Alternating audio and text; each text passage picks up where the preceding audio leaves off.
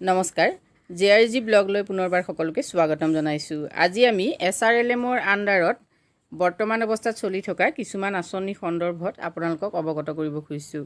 বিশেষকৈ অসম ৰাজ্যিক গ্ৰামীণ জীৱিকা নিৰ্বাহৰ আণ্ডাৰত বহুবোৰ আঁচনি ইতিমধ্যে চলি আছে, যিবিলাক আঁচনিৰ দ্বাৰা মহিলাসকল বিশেষভাৱে উপকৃত হৈছে।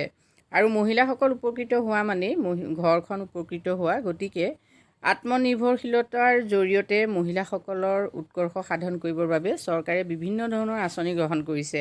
তাৰে ভিতৰত অসমত বিশেষভাৱে চলি থকা উল্লেখযোগ্য আঁচনিকেইখনৰ কথা ইয়াত আলোচনা কৰিব খুজিছোঁ।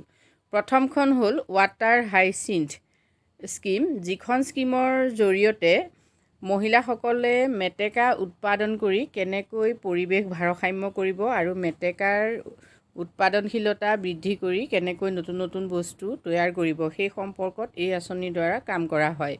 নেক্সট আহিলে কনকলতা মহিলা সবলীকৰণ যোজনা। কনকলতা মহিলা সবলীকৰণ যোজনাখন বৰ্তমান অৱস্থাত বিস্তাৰিত কনকলতা মহিলা সবলীকৰণ যোজনা বুলি কোৱা হয়। এতিয়া এইবিলাকৰ শ্বৰ্ট কেতিয়াবা এব্ৰিভিয়েশ্যন আহে, যেনে KMSY, এনেকৈ প্ৰশ্নটো আহিব পাৰে বোলে VKMSY ফুল ফৰ্মটো কি? তেতিয়া আমি ক'ম যে বিস্তাৰিত কনকলতা মহিলা সবলীকৰণ যোজনা। ইয়াত বিশেষকৈ মহিলাসকলক ৰিভলভিং ফাণ্ড দিয়া হয়, যিটো ফাণ্ড মহিলাসকলে ঘূৰাই দিব নালাগে, চৰকাৰৰ ফালৰ পৰা দিয়া হয়। প্ৰথম অৱস্থাত 25,000 টকা দিয়া হৈছিলে আৰু তাৰপাছত বহুবোৰ গোটক 50,000 টকা দিয়া হৈছিলে। আৰু নেক্সট আহিলে মিলিয়ন চ'ল প্ৰগ্ৰেম। এই মিলিয়ন চ'ল প্ৰগ্ৰেমটো হ'ল ছ'লাৰ যি লাইট লেম্প, সেই ছ'লাৰ লেম্পৰ লগত জড়িত, মানে ASRLM গোটৰ মহিলাসকলৰ দ্বাৰা সেই অঞ্চলত বিশেষকৈ ছ'লাৰ লেম্প বিতৰণৰ ব্যৱস্থা গ্ৰহণ কৰা হয়। নেক্সট আহিলে MKSP, মহিলা কিষাণ সশক্তিকৰণ পৰিযোজনা। মহিলা কৃষকসকলক কেনেকৈ শক্তিশালী কৰি তুলিব, এই ক্ষেত্ৰত এই আঁচনিৰ জৰিয়তে কাম কৰা হয়। নেক্সট আহিলে PRICBO। PRICBO মানে হ'ল পঞ্চায়তী ৰাজ ইনষ্টিটিউশ্যন, CBO হ'ল কমিউনিটি বেছড অৰ্গেনাইজেশ্যন। এতিয়া PRIৰ লগত সংলগ্ন হৈ CBO বিলাকে কেনেকৈ কাম কৰিব, সেই ক্ষেত্ৰতো ASRLMৰ জৰিয়তে কাম চলি আছে। নেক্সট আহিলে অজীৱিকা গ্ৰামীণ এক্সপ্ৰেছ যোজনা। এই যোজনাৰ জৰিয়তে বিশেষকৈ ASRLM গোটৰ সদস্যসকলক 4চকীয়া বাহনৰ যোগান ধৰা হয়। নেক্সট আহিলে হোমষ্টিড গাৰ্ডেন, মানে কম ঠাইত কেনেকৈ উৎপাদনশীলতা বৃদ্ধি কৰিব পাৰে, যিবিলাক খেতি সাধাৰণতে কম ঠাইতে কৰিব পাৰি, তেনেকুৱা ধৰণৰ হোমষ্টিড গাৰ্ডেন প্ৰস্তুত কৰাৰ ক্ষেত্ৰত ASRLMে সহায় কৰে। নেক্সট আহিলে স্বচ্ছ খোৱাপানী যোজনা।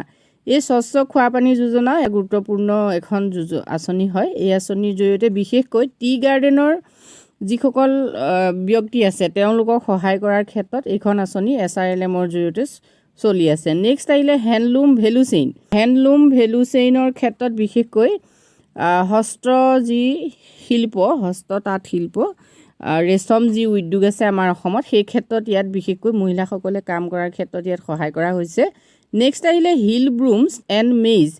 এতিয়া হিল ব্ৰুমছ মানে হ'ল আমাৰ হিলি এৰিয়াবিলাকত, পাৰ্বত্য অঞ্চলবিলাকত থকা বিশেষভাৱে ঝাৰু, সেই ঝাৰু উৎপাদন, আৰু মেইজ মানে গোমধান উৎপাদনৰ কাৰণে সেই এলেকাৰ মহিলাসকলক বিশেষ সুবিধা প্ৰদান কৰা। নেক্সট আহিলে value chain for mushroom cultivation. Mushroom কাল্টিভেশ্যনৰ ক্ষেত্ৰত গুৰুত্ব আৰোপ কৰা। নেক্সট আহিলে ছলিড ৱেষ্ট মেনেজমেণ্ট। এই ক্ষেত্ৰতো কি হৈছে, ASRLMৰ জৰিয়তে কাম চলি আছে। গতিকে আমি দেখিলোঁ যে অসম ৰাজ্যিক গ্ৰামীণ জীৱিকা নিৰ্বাহ অভিযানৰ জৰিয়তে বহুবোৰ আঁচনি ইতিমধ্যে আমাৰ অঞ্চলবিলাকত চলি আছে, যিবিলাক আঁচনিৰ সুবিধা লাভ কৰিছে বিশেষকৈ ASRLM মহিলাসকলে। আৰু ASRLM মহিলাসকলে সুবিধা লাভ কৰাৰ মানে আমাৰ যিখন গ্ৰাম্য সমাজ, সেই গ্ৰাম্য সমাজখনৰ অৰ্থনৈতিক উন্নয়ন সাধন হোৱা।